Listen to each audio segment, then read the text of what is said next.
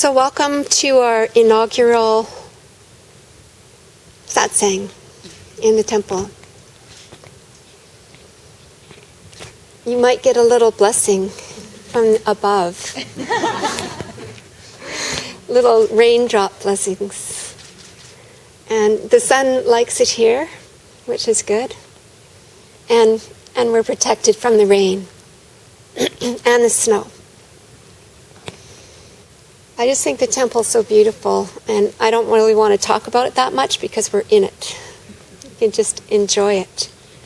But I do want to say how good it feels to be back here. So it's a lot to be thankful for.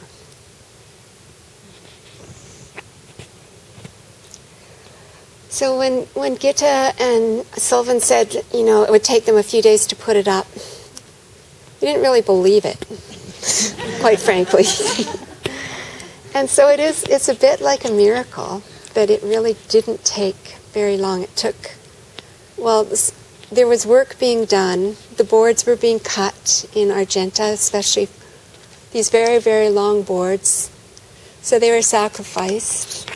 Trees were sacrificed for our temple.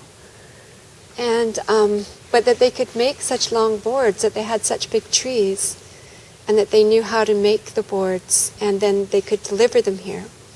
So if you ever need boards, we recommend Boards by George.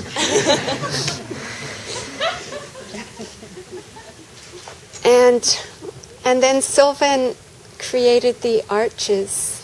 And so this Gita came, first of all, and she said, you can't just have tarps and straw. You have to have a beautiful place where you can dream about the temple that's going to be. And she said, I can cover it so it will be protected. But she was thinking she would cover it in her canvas cloth because she makes beautiful yurts and teepees and tents and everything that is waterproof, and she knows how to do that. And she's looking for an apprentice. Just to keep that in mind, she is a very extremely talented person. If anyone who's worked with her can say how she created these 7 triangles out of plastic, which is not her medium, and then was able to get them to fit onto this temple structure. And do that piece, which was like a really odd shape. And she cut it, and then it fit on perfectly. So meanwhile, back in Argenta,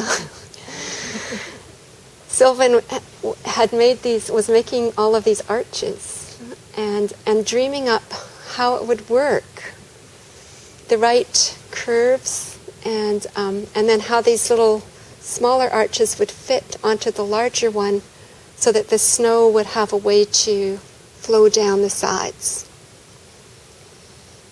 And then that it's strong enough. They both knew that it had to be bolted in, and Premananda knew this too. So it's bolted in so it has a nice firm foundation into the place where the old temple was. And the old temple had super strong steel things that were very helpful for us. And so the temple's rising from a strong foundation. And then they came and put the arches up, and they did all the work, and then put the strapping up, these beautiful points. So we have the lotus-like points that are still here. And so here we are. And we had so many helpers, so many amazing helpers. When we had the scaffolding here a few days ago, people were very brave about climbing up to the very top and the very top of the top, and even climbing down on the outside, like spider people. So it was really lovely and peaceful. All of the work has been in the spirit of generosity and giving, and receiving as you give. It's what it seemed like everybody who was involved was really working hard, but really loving it and working together so beautifully.